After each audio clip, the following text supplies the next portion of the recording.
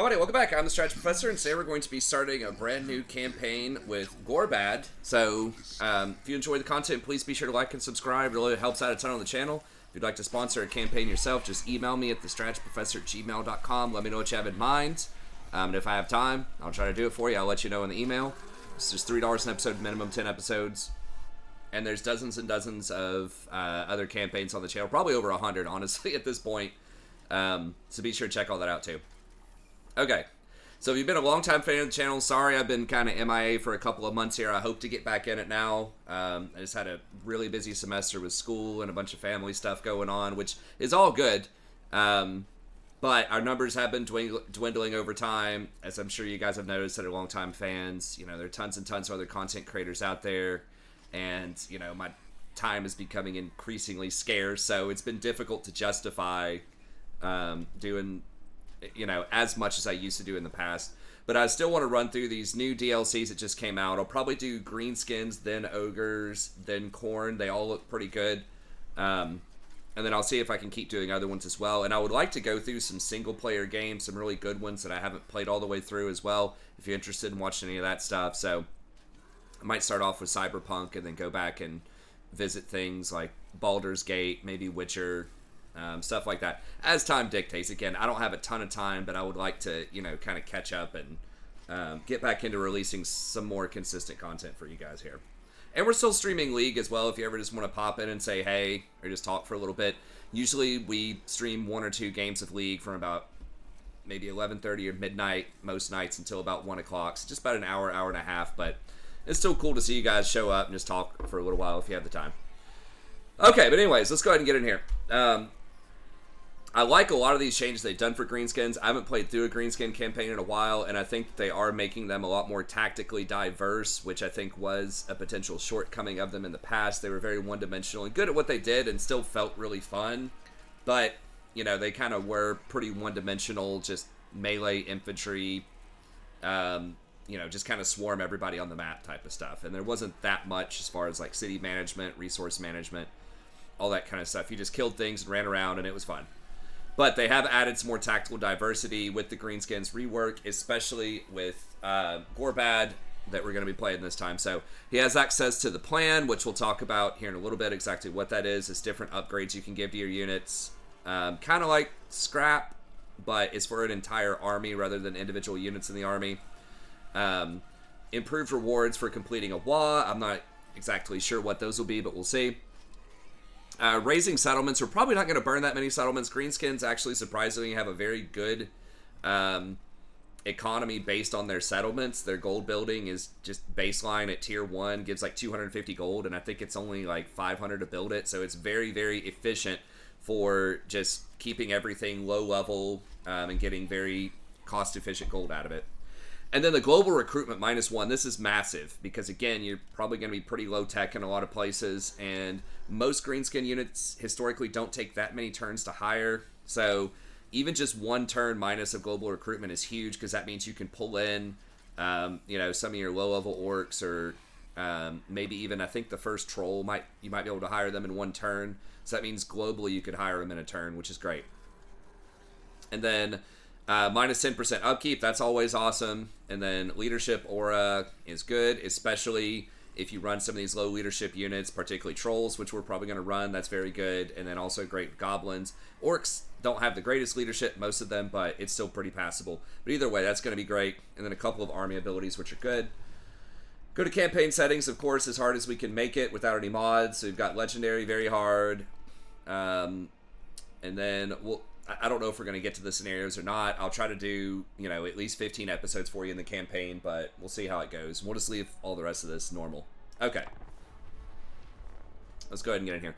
So we've kind of gone full circle here, and this just, I got flashbacks of the very first campaign I think I ever played on this channel. I think was Greenskins. It might have been Dwarves, but Greenskins were definitely, you know, one of the very first ones, and this is the exact same starting position as the original Greenskin Lord. So I just saw it and it took me back because they ended up moving him, Grimgor, very far off to the east in the mountains, kind of near the Chaos Dwarves. And now this guy's taking his place over here. So it's a very familiar type of territory. Some stuff has changed about it over time, but you're still primarily, the big threat around here is going to be dwarves in the early game, and some greenskins as well. But we're really going to try to see if we can take over this area, Barrack Var, move through there, and then we'll just kind of go from there. I would like to be able to try to take out Karak. Now, I'm not sure how strong they are in the early games with a lot of these changes, but that would be really good because, you know, the longer you let them sit there, the more difficult it is to take them out typically. And historically, if you got trolls pretty quickly, then you could do pretty well against dwarves early on. But we'll see how it goes. That might be what we do for our first wall. And again, I haven't played Greenskins in a while, and I know they did a whole bunch of reworks to things, so I don't know how fast that wall is going to generate, when we can expect the timing. I have not actually run through a campaign practice of this because I just wanted to get in here and get it done as fast as I could. I just finished my stuff for the semester, and I know I'm probably a week behind most other content creators. A bunch of them probably had early access to, which I don't have anymore, because they reworked the early access thing a while ago, and I just didn't bother reapplying. So there's so many other people that have so many more, you know, sustained views and all that stuff for me. So I was like, nah, I'll just pass. I'll just buy the DLC. It's fine. But let me just go over some really quick greenskin changes, because I think most of this, aside from the DLC stuff, is actually really, really good for greenskin. So one of the huge ones, and we're not going to be doing it a ton with this guy, but some of the more goblin-centric lords, they've actually made the Night Goblins with Fanatics Tier 3. Thank goodness for this. It was ridiculous. Those were Tier 4 units. They're not strong enough to be Tier 4. Yes, the Fanatics are, can be quite powerful, right? They have gotten a lot of buffs over time.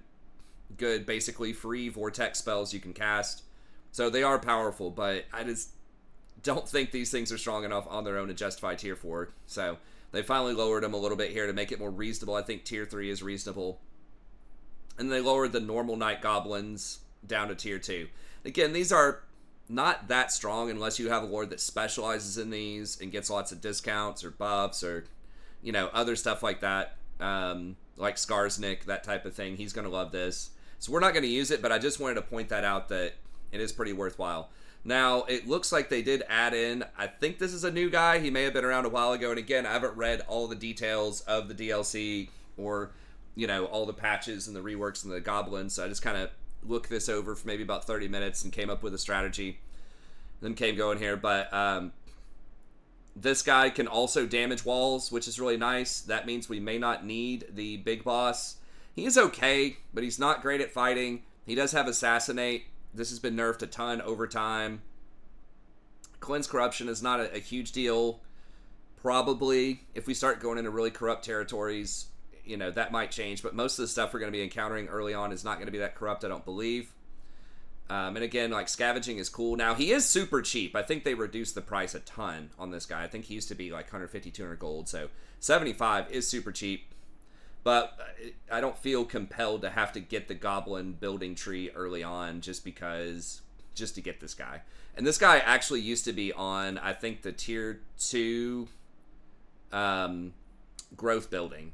So he was pretty easy to get. Now he's a little bit harder to get, but the good news is you don't have to have him early on, because we've got this guy who can also damage walls, which helps out a ton with sieges. But this guy also has increased mobility, which is huge as well. He's about the same cost.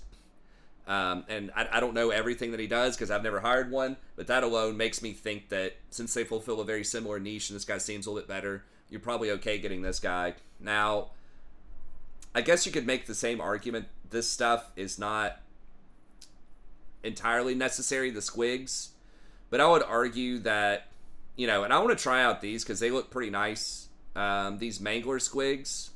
Now, they are kind of expensive at 238, but they look like they're really hitting. I mean, they got 40 melee attack. They get 16 bonus versus infantry, have 65 charge bonus. They hit pretty hard. There's only 4 of them in the stack, and they can go berserk. So they might be a little disappointing. It looks like you can also blow them up if you want. So I'm not sure how often you would want to do that, but I guess if you can throw a bunch of them into a huge infantry pile and just blow them up, that's one thing you could do if you just got a bunch of money laying around. That's fine. And then the squig hoppers are definitely an upgrade over the wild squigs, because they don't go berserk. That's the biggest thing. And they provide some pretty reasonable cavalry. I think the traditional boar cavalry is still pretty bad. It's only got 22 melee attack, no bonus versus infantry. Yes, it is heavy armor piercing. It's got a nice charge bonus. It still doesn't weigh that much, though, so the charge is really not going to be incredibly powerful. It weighs more than squigs. But, you know, these are pretty armor piercing as well. They do have a bonus versus infantry. They are faster. They have a little bit less armor. But I think overall squigs will be probably better than boar most of the time. And they're of a similar tier. They also have poison. I think they have a little bit more utility to them. They are immune to psychology, so I guess against terror-causing units, it's probably okay. But that's something that we can do to at least get access to this Night Goblin boss. That's good. Speaking of squigs, you can now get squig herds just from your baseline buildings, and I love this. Now you have a dog type of unit that's very effective at running down fleeing enemies. That's something that the Greenskins just didn't have very well unless you opted into like goblin wolves or whatever, which again is kind of out of the way for most factions that don't specialize in goblins, and just not a great unit overall. But this is actually pretty nice for a cheap unit, 75. When you get close to enemies, you do get an extra 12 leadership. So their leadership is very low. If they get shot down with arrows, they're going to run almost immediately. They can go berserk, which is also not great. But for dog units that are only 75 gold, that you don't even have to buy a special building for, this is pretty decent. They're not the fastest in the world. They do have decent armor, decent health. So they're okay. And then you can also get kind of some shielded goblins, which are all right. And then you get a pump wagon, which is pretty surprising. I don't know if that's just at capital building chains or not. But being able to get a free pump wagon without needing the buildings for it, again, this is an even better version of a dog. That's, not berserk. And again, it's not an incredible unit most of the time, but it's pretty dang good just when you need a couple of things to run things down or to get a little charge bonus. It's nice. Now, they brought the most of the heroes down to tier 2 as well. I think all of them, which is great. So now you can get your River Troll Hag, which has the key replenish troops on it. Also has death magic, I believe, at a pretty reasonable cost. Looks like they took down the cost on a lot of heroes. Pretty nice. Steel Tech could be okay in certain circumstances. We definitely want to get this early. Trolls are amazing. Now, even just the baseline trolls are pretty good because they have the heavy armor piercing damage. Pretty good charge bonus. Their leadership is bad. They do have regeneration. They're very efficient, like, great units. Supporting units, because again, they have pretty low leadership. But these have been kind of one of my go-to units early game for a lot of Greenskins. And of course, you have the upgraded trolls at tier 3, which is nice, and they made the giant tier 3. I think the giant's been tier 3 for a while. He did get a few more buffs. He's got 700 damage now, and there are some pretty good scrap upgrades and other upgrades you can give him to make him a little more viable. Now, obviously, he's going to soak a lot of arrows, which is not fantastic, so you gotta be careful. You gotta make sure you tie up the enemy missile troops before you really send him in too far. But if he goes unchecked, just against specially sword infantry, they don't have a lot of spears, they don't have a lot of arrows, he can put up a lot of damage. So that's very, very nice against dwarves if you can get those quarrelers under control. And then these trolls are basically the same, a little bit more expensive, but more effective as well. They just added the colossal squigs over here. So I haven't tried these, obviously, but these look pretty good, pretty appropriate for a tier 4 unit.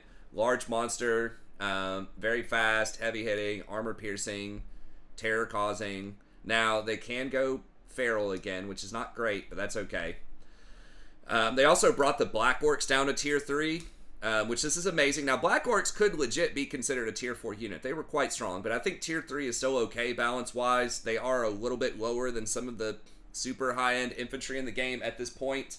They don't have any bonus versus infantry. They're pretty slow, but they're still very strong. Like heavy armor piercing damage, lots of armor, lots of buffs that you can get on them.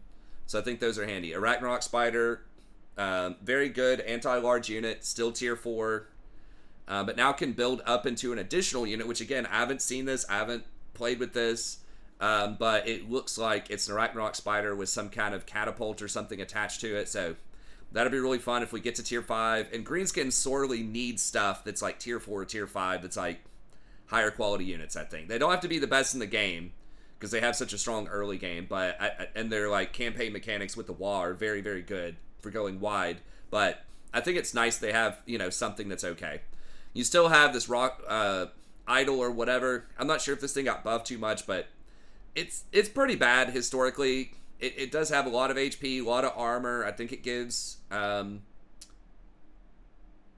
remember if it gives buffs to allies. Yeah, it gives a little buff to allies, so it's not great, but if we get up there, you know, we'll pick it up. It's okay. Doom Divers are still tier 4. I really wish they would have made them tier 3. I don't think they're too strong to be tier 3.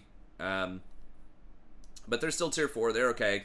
They did bump the Rock Lobbers down to tier 2, though, which is pretty nice. And they put it with some Snotling Pump Wagons and some other, like, War Machine type of units. That's pretty handy. You get a little diversity. It's not just the Rock Lobbers anymore. You also get, you know, just some, again, some nice flanking enemies there. And then they made the Shamans tier 3 as well, or tier 2, when they used to be tier 3. So that's pretty handy.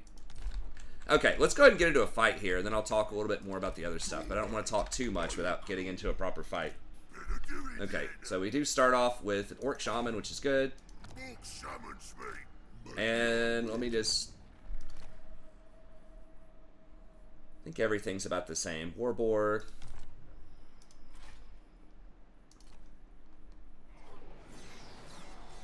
He's got big wall. Let's see, his foot still 18, 26. I don't remember how much damage it did, but this is, you know, huge. Oh, it looks like they did a little graphical upgrade too. That's pretty cool. Instead of just like a green... I don't know, I kind of like the classic just green foot. Instead of it actually looking like a human foot. Just the classic green thing stomping you is kind of cool. That's fine. Here we go. Only single target. It's okay. If you got some stuff that hit really hard, trolls and things like that, that could be pretty good. Fist of Gork, or obviously Lord versus Lord combat. Fist of Gork, another thing that buffs single target. So you can like throw both of these on, you know, your Lord that's hitting somebody and they're going to do just a ton of damage. So it's okay. It's not insane. Headbutt. Decent wind spell, 32. No pierce, but very cheap, very spammable for 5. Brain Busta, good little explosion spell. Again, relatively spammable. And then Gaze of Gork is pretty terrible, if we're being honest. The Little Wall used to be where it's at way back in the day. Sneaky Stabbing used to be AoE and cost a little bit more. This was great to combine with your Walls, but as it stands, it's a pretty cheap little spammable buff. Not terrible. Vindictive Glare, pretty bad most of the time. Maybe like multiplayer. Oh, they changed it a little bit. Looks like it spreads out, but still probably not amazing. This, not great. Itchy Nuisance. This is still AoE. It's a debuff, but usually with Greenskins, you want the buffs rather than debuffs on people because you have so many multipliers when your wall is going that you really just want to have a bunch of offense typically. Night Shroud is okay for certain kinds of strategies, but not amazing. And then this is not that great with the baseline game because I think it just moves too quickly. It's too difficult to control what's going on with it. Looks like they may have slowed it down a little bit. That's a pretty cool graphic. Yeah, I think Big Wall is where we want to be. So Greenskin's not the best magic in the game, but still serviceable. Now, we'll talk about the plan a little bit more in a second. How many boys? We got 1, 2, 3. We've only got 3 melee boys. I thought about using this, but then you do get an extra 8 melee attack and 4 leadership. You do get a little discount on boys and boar boys, but I don't think we'll need it. We don't have any scrap. We got 30 scrap. I think we need to put that on anybody. Let's play Toss the Gobbo again. Why can't we do this?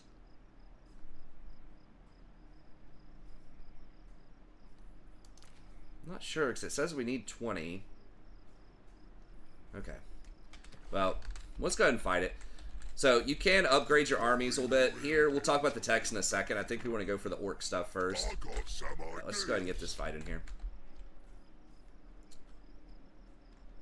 We can't recruit wall mobs or regiments of renown. Alright. There's never a bad time to split some heads. Yeah, so it's... What does he look like? I'm kind of wondering if I should just hold my nose and do this anyways, just to get a little bit of a buff. Because, I mean, 8 melee attack and 4 leadership. But it's only on 3 units, but they're kind of important units. It only lasts 3 turns, though. I'm going to save it for a more important fight, I think. Alright.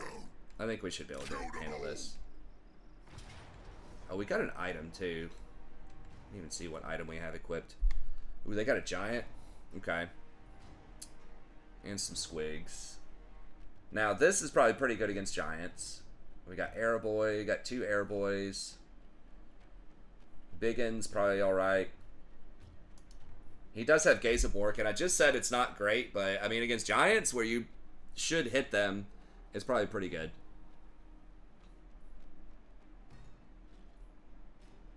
Okay.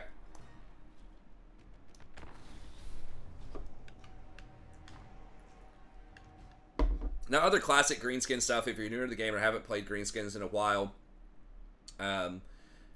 their big bar at the top, the more that you attack, you kind of fill that bar up. There's a lot of aggressive factions that have mechanics like this, but pretty much you keep attacking as much as you can. You fill that bar up. When it fills all the way up, you get a bunch of bonuses for your faction. You get to choose an enemy that you want to take down. And if you take down their capital city, then you get a bunch of bonuses for your faction. So you just kind of want to be, you know, as aggressive as you can. And when your wall goes off, all of your armies, I don't know if they've changed this yet, so I guess we'll see. But all of your armies get a secondary army that follows them around, that's just like attached to them as a person. They changed this mechanic years ago. You used to get like a literal second army that you couldn't control that ran around, but this one stays attached to you, and basically reinforces your army. And each army that you have can get an extra free army to accompany them. So you want to go as wide as possible with Greenskins, and you want to try to fill it all the way up to 20 units when your wall is going to go off, and then you'll slowly accumulate these bonuses where you get effectively 40 units for the price of 20 with each army that you have. So, you know, they really, really heavily encourage you to try to go wide.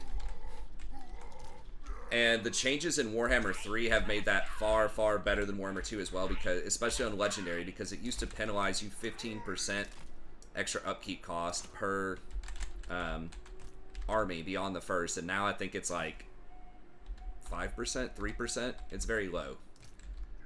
So it's made going wider more viable, and I think that's fine. I don't know why they felt like they needed to penalize going wide so hard in the first place.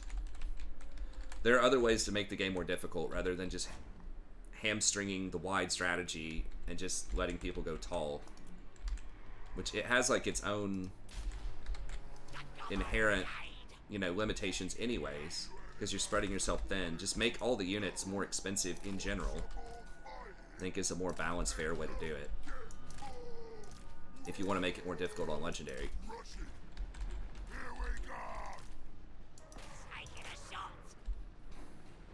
Okay. Now, actually, let's see if we can hold them right here. And then...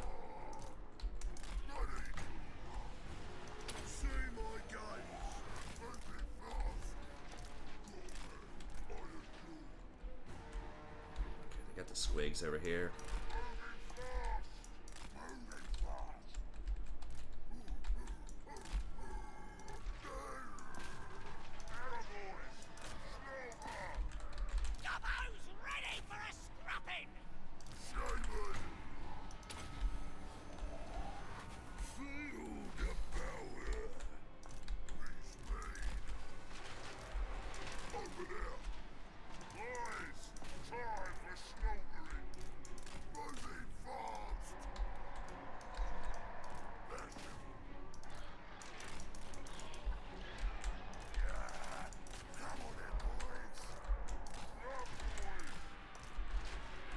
Man, we're just really not doing any damage to these guys, huh?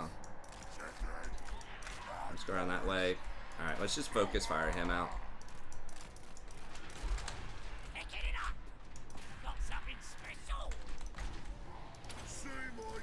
Now, again, I might be a little rusty here, so hopefully you'll forgive me, because I haven't played in a while. Alright, let's move these out.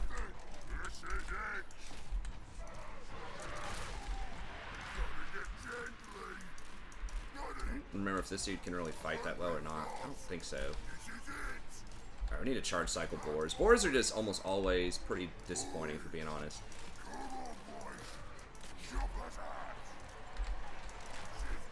They like require very heavy. Ooh. Wow. Those things just blasted my biggins, huh?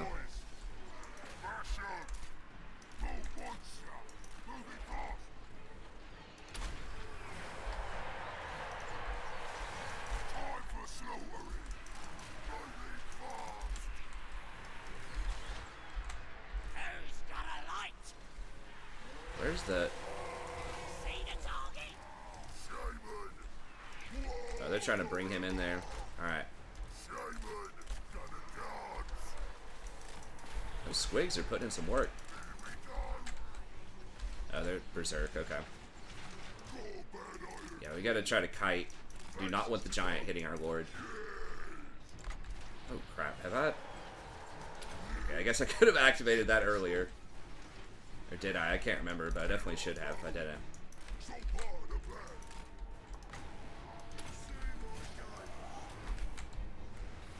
Okay. Yeah, giant put in some work. Now, usually...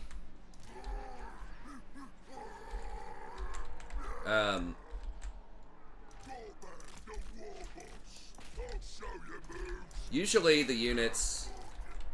You just kind of just die. Like, you don't have to chase them and kill them again on the first one. But I'm not sure, again, if they've done that or changed that or, like, what the deal is. So we'll just fight them a little bit here. These guys are not going to have that many kills because they were just basically hitting the giant. But yeah, that giant was a menace, man. I was sitting there, I was firing the sneaky gazes on him or whatever with the goblin. Focus firing with the arrows the entire time, almost completely uninterrupted. I had the biggins on him that are anti-large, and he was still clapping. Like, he chased these biggins off, and he put some damage on the lord. Yeah, we might want to look at these giants, and I'm assuming they don't even have any like scrap upgrades or different things on them. The giants have always kind of been a joke for like real serious players. Except in very specific circumstances. Like, they have been very good against,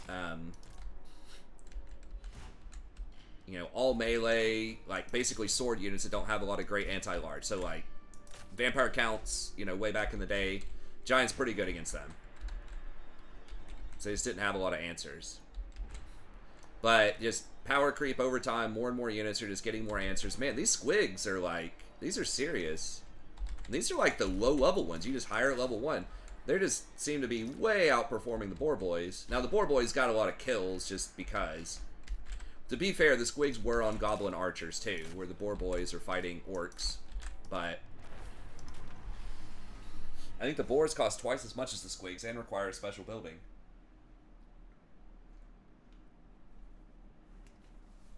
Squigs have double the armor. I don't remember, the HP is similar. These have way more melee attack and defense.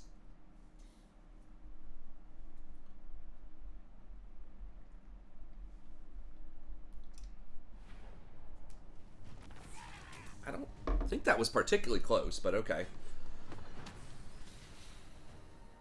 Alright, so it looks like scrap is a little stingy. And every time you fight, every time you win a battle, you get one more of these, which is like your currency for doing the tactics. We're probably just going to be taking gold almost always. There could be some situations where maybe you need to take the replenishment, but... Okay, we got Earthing Rod. Okay.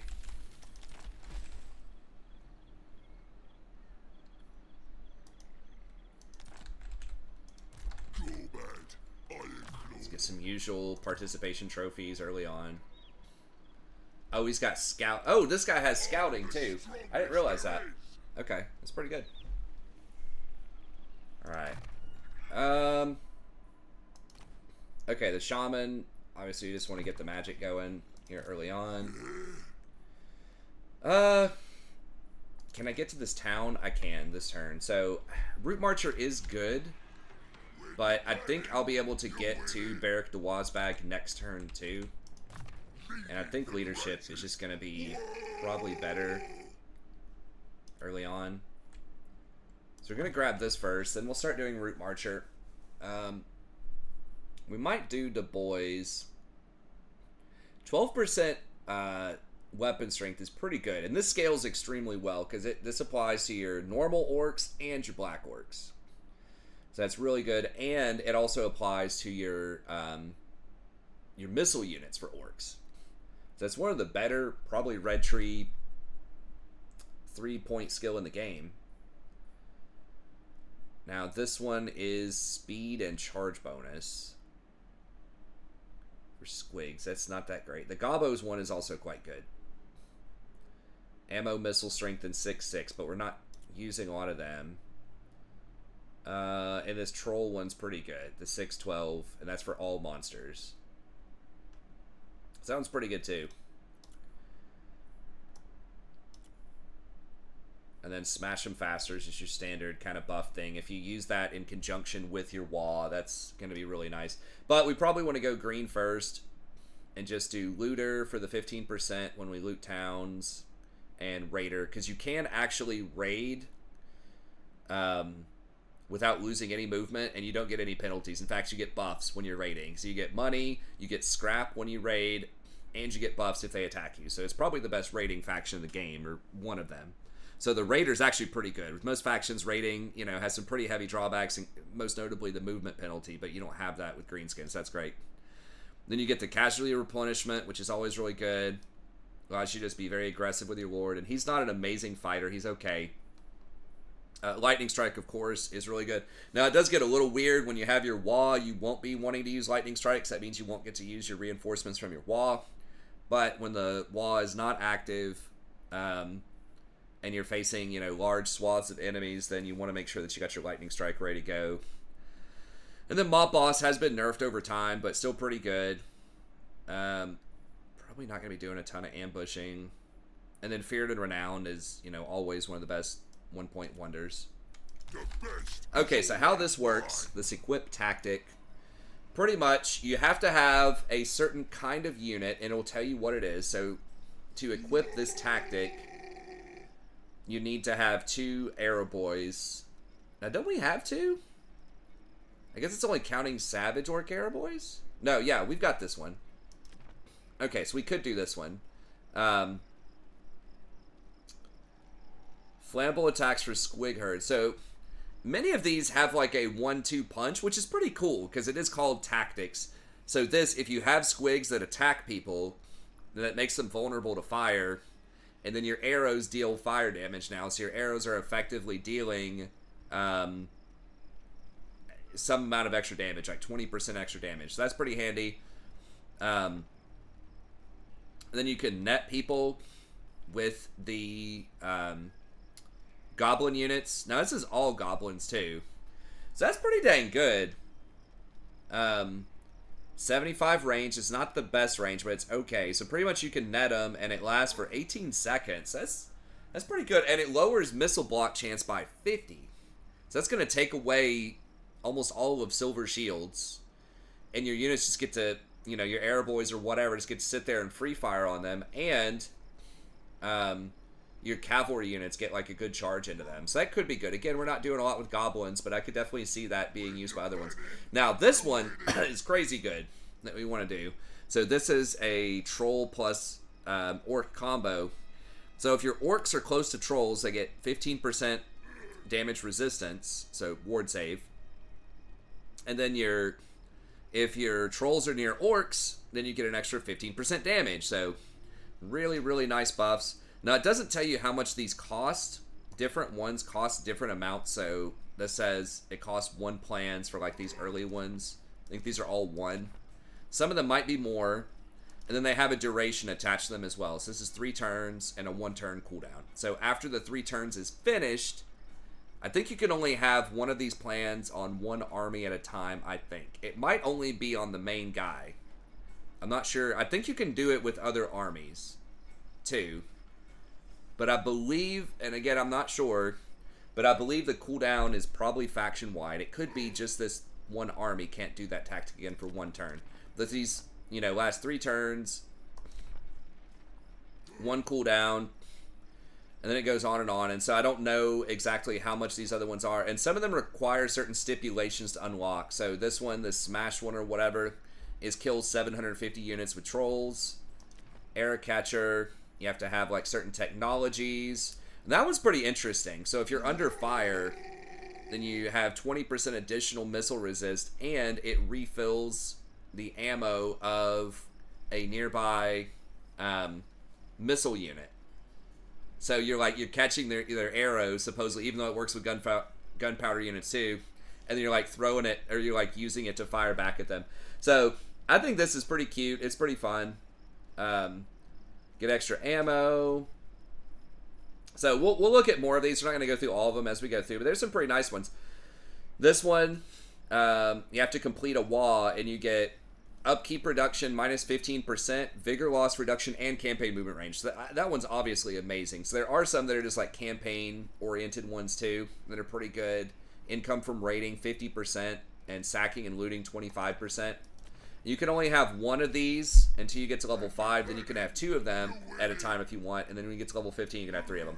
And there's 3 different levels for different things. And all of them have that same kind of cadence to them where there's something for everybody. There's going to be one for orcs. There's going to be one for monsters. You know, there's going to be one for goblins. There's going to be some tactical ones. There's going to be some for ranged units. And as you would expect, as you go up in level here, they presumably get more expensive, have steeper requirements to unlock, but also affect higher tier units and or have higher rewards. But some of these early ones are quite good and will hold up throughout the entire game. Like that, you know, upkeep reduction, campaign movement range. Like that's never going to go out of style. Okay, let's just take down Iron Rock then. And he gets a bonus to raising, but again, I don't really understand situations where you would want to raise. Like, the only thing I can think of is it's a place where, you know, there's no way you can hold it, or it's, like, really bad geography-wise for you. So, you know, you just can't manage it, or it's just not worth it to manage it public order-wise, but you don't want anyone else to have it. But again, I don't see that coming up a lot. Rather just occupy it. Even if you just occupy it and like sell it to somebody or something, like I feel like that's just going to be more valuable than raising. Unless you're a faction that just gets like crazy bonuses, or you literally can't occupy, like Beastmen or something like that, then I guess Khorne to some extent is kind of like that too. You're very heavily incentivized to burn as Khorne. So there are some factions, but I just don't feel like Greenskins are one of them.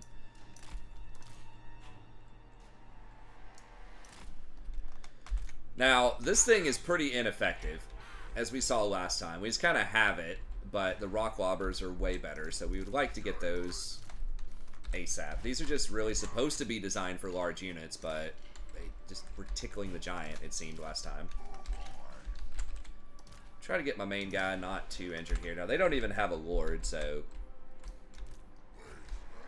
I don't remember. Do they have some wolves over here? Okay, so we'll come over here and try to neutralize the wolves, but...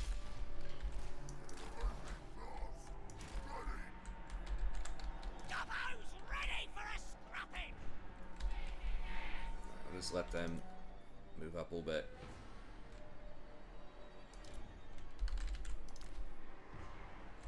I think we'll just try to hit the normal orc boys here.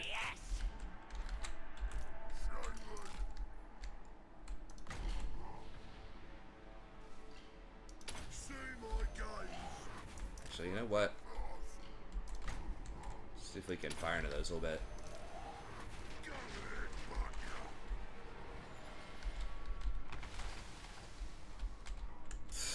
That's absolutely pathetic. Okay.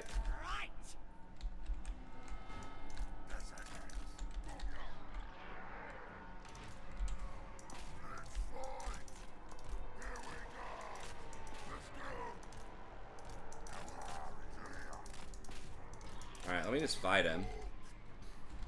So if they get exposed to the flanks here, they should just disappear.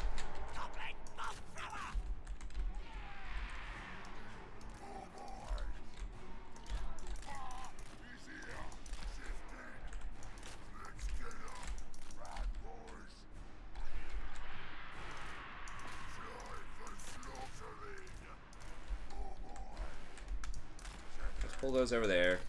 Pull these over here.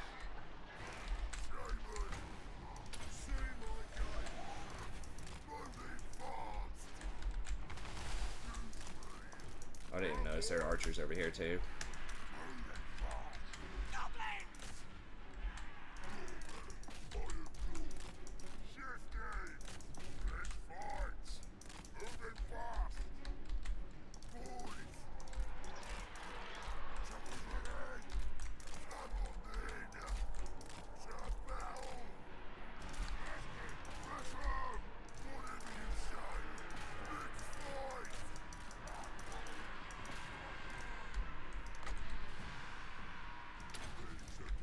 Let's move those out of there.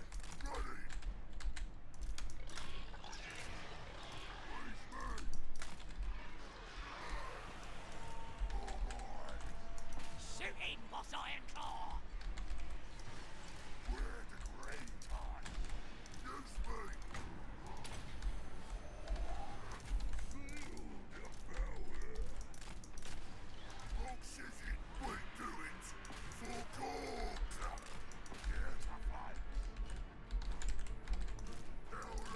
I guess he can get in there. He can fight a little bit.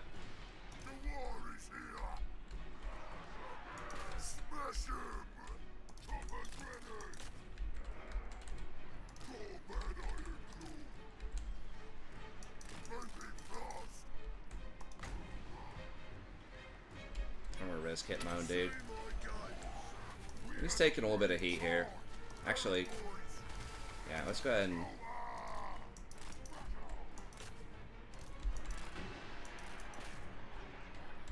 I'll wait till they're about to connect on that charge.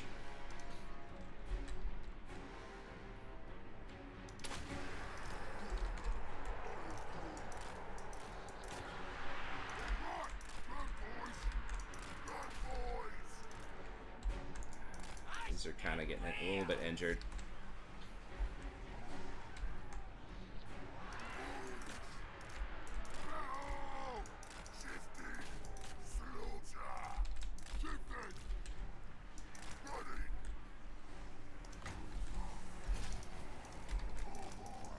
Alright, we got him.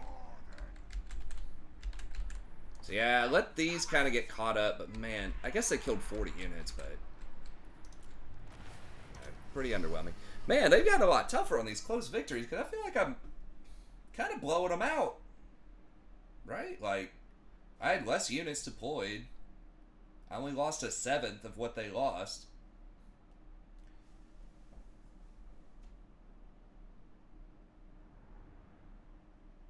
Oh, I didn't realize they changed that for Greenskins.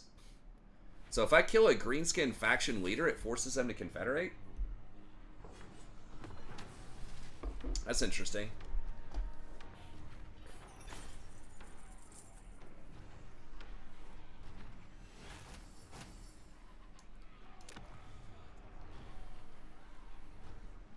Now, I don't have enough movement right now to sack and then occupy. Loot and occupy is too much of a penalty.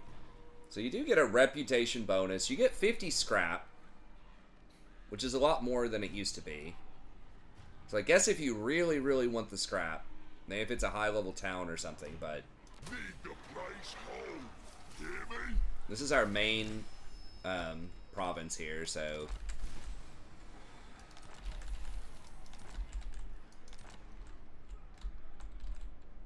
Alright.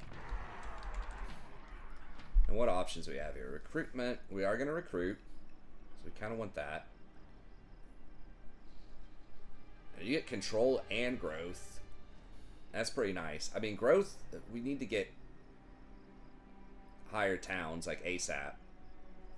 This is a very, very good province. It's got 3 resource buildings. Now this one... Okay. So that's for Greenskins spear infantry, bow infantry, chariot, and pump wagons. So you can get boys with spears, which I'm not sure how I feel about that. I mean, they do have higher defense. They have 28 defense instead of 25. So those have 53 total stats. These have 48. And these have lower weapon strength. I mean, you get the bonus versus large, but pretty low armor piercing. There's a problem with, like, Empire and things like that, balance-wise. The spears are just better always, just about. At least it seemed that way from a stat line. Because they had the bonus for symmetry, but they also had really good melee defense and higher armor piercing usually. But now they've made it much more of a strategic trade-off where you really don't want to use the spears unless they're specifically against large. But, okay, and then Iron Rock. The iron applies to Black Orcs and Biggins. They get a few bonuses. And then, of course, gold is just a lot of money. Gorbad, Iron Claw. So we do want to recruit.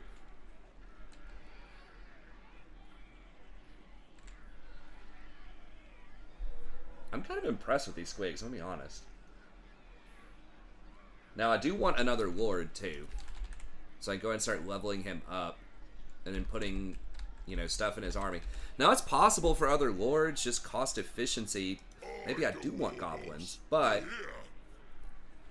I think, yes, these are cheaper. I mean, it's like 50% more, but they're just so much more effective in combat. It's like, can you afford that much more?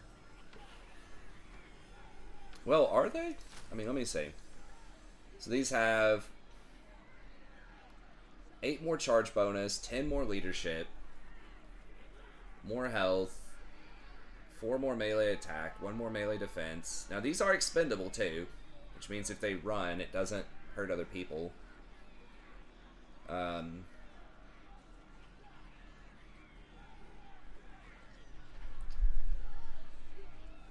Yeah, I probably just want to go with orcs.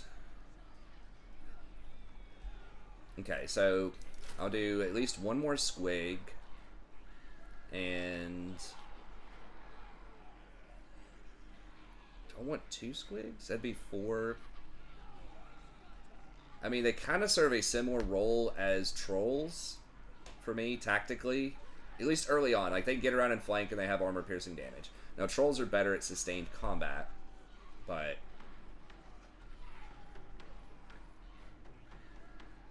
yeah, I need a bit more of a front line. Okay, we'll do it that way. And then Here we go. okay, so I think we still want to do the boys. I think we make that in 1 turn. I mean, how much? They don't really have anything left, right? They got a little bit, I guess. A little bit of an army.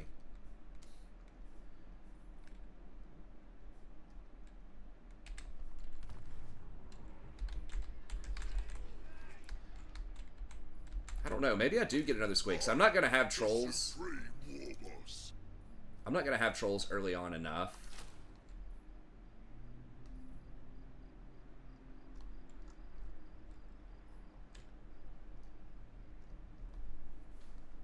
To fight these greenskins. Or to fight the, sorry, the dwarves. Okay. I'm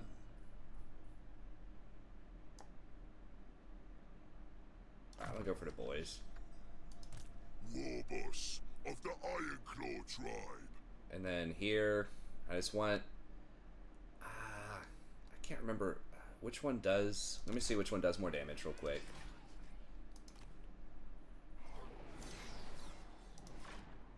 $23, no armor piercing. Edbutt does 32, and Edbutt's a lot cheaper. Okay, so I think we want to go Edbutt. Invasions done proper.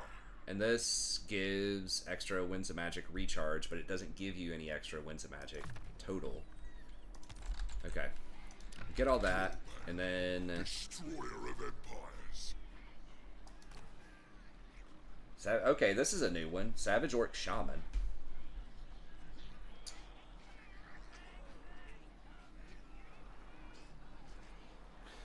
Savage Charms. I mean, we probably don't want this. It's probably for the Savage Orc guy. Okay, but he's got the Orc magic. But Greenskins have, again, very good red tree and, like, pretty good blue tree that you want. So you're not going to have a lot of points to put into spells, probably. And we should be able to get reasonable access to hero spellcasters. So hopefully we won't need as many. I guess it's just Orc War Boss.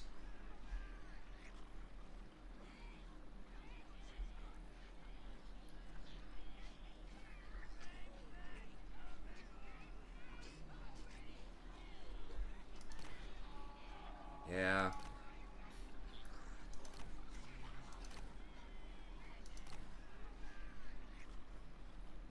I mean, he's interesting. He also has no armor, which is rough. Yeah, I think we'll just do War Boss. Probably just tough. Now, 250 a turn is kind of expensive, but again, we want this dude leveled up. Actually, you know, I didn't think about this, but I guess it's not that difficult to just make one of these and then hire some orcs and move on. But I was just thinking, you know, if we're moving on later on in the game, we can just hire goblins. If we want to just get our unit, just get to a 20 stack as fast as possible, then we don't even have to buy or get any of these extra buildings to hire goblins. Now, you can use an Orc War Boss and still get a bunch of goblins. But maybe for this first one, because these would be like my main two armies that will probably be taking out a bunch of like serious fights eventually. And then the goblins and this kind of stuff can just be cleaning up pretty easy things. But that is a consideration, that your main town, you can hire goblins without anything else. And that could ultimately be really good for your other armies that you just want to stack up just to get your WA. Okay, Black Crag. We just want growth. I think ASAP. And then that's what we want to do here too, I think. Although the recruitment is nice, we're not going to be sticking around recruiting here just yet. We got to move on and keep fighting. So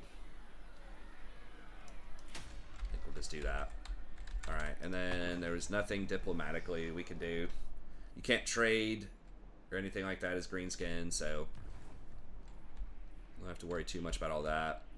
Tech-wise, like I said, we're just going for the Greenskin buffs early on here. Or the Orc buffs. Okay. And we've got some scrap, but we don't need to do it. Can we do the scrap? It wasn't letting me do it before. I don't understand why I can't. Oh, you just click on it. It's like grayed out, like you can't do it.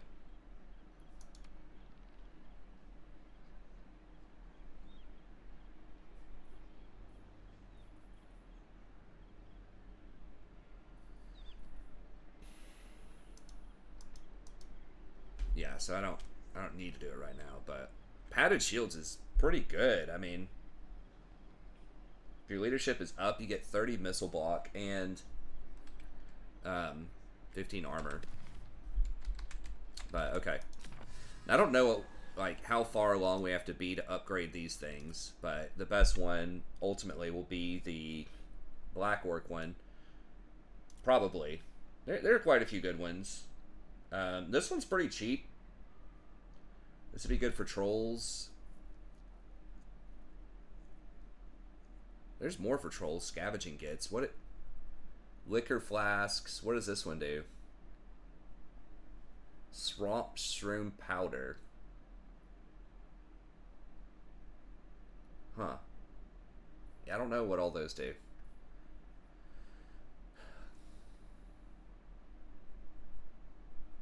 Savage Orc Biggins, bone breastplate, so presumably that's more armor.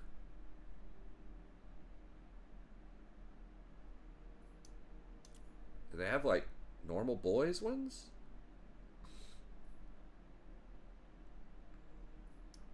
Okay. Anyways, alright.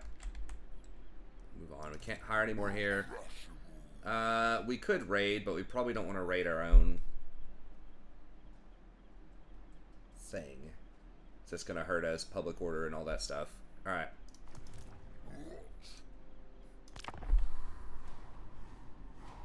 We're hiring him just to get him some experience. Yes, it does cost a bit more money.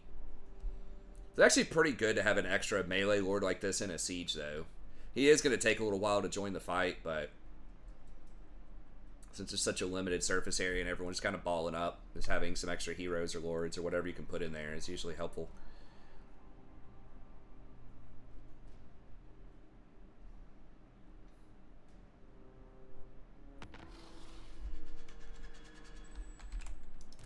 Sound off! Okay. Stop that! Now, I think this is their... I believe that's their lord, right? Fine! Yes. So that might force us to force them to confederate, but I don't even know if we want to do that, if that hurts us in terms of public order and all that stuff. Okay. Alright, well, that's going to be it for this episode. Unfortunately, I got to get out of here and take care of some stuff. We'll start off fighting this next time. We'll keep getting aggressive. We'll probably try to take these dwarves out. And I don't know if they're fighting or like who they're fighting. But we'll just keep hiring. Every turn is hiring as much stuff as we can. Gorbad of the Ironclaw tribe. Let me check him real quick. Okay, that's pretty good. Back here. Smash him faster, effect range, and minus cooldown. Smash him faster, is that the last one? Okay, that's pretty good. So he really wants you to go down the red tree. Recruitment cost, that's nice. Rank. Charge bonus and speed's kind of whatever. Melee. Oh, he gets a wyvern too. Okay, that's really nice then. He has a very good mount. I thought that used to only be able to get a warboar. Getting a wyvern, that's huge, because you just don't have a lot of air units as Greenskin. I mean, a wyvern's not the best in the world, but it's something. It's pretty good. Bonus versus infantry. Okay. So yeah, I mean, that's probably the right call. He's obviously just going to be a lot better in one-on-one combat than the goblins are too. So again, I'm not sure if you want to go goblins with this guy or not for like your secondary armies. I'm trying to remember. Yeah, he doesn't have any faction-wide bonuses for orcs, but I don't know. We'll see. Anyways, that's it. Thank you very much. If you enjoyed this, please be sure to like and subscribe. Stay tuned for the next few episodes. Definitely going to be interesting as we get through here and start smashing, and hopefully we can eventually make a play on these dwarves after Barrack Var and all that. I mean, another strategy could be to go south and mess with these guys, but I think we're going to run into the corn dude if we try that, and I don't know if that's what we want to be trying to do. I think going up north, and there's also a special building here in Mount Gunbad, this lodestone mine, which I think it's been nerfed, or maybe it's just way better for dwarves. There's a lot of really good buildings up here that we'd like to be able to get access to. So I think going north is probably the better play. But anyways, that's it. Thanks. Have a good day, and we'll see you everybody next time.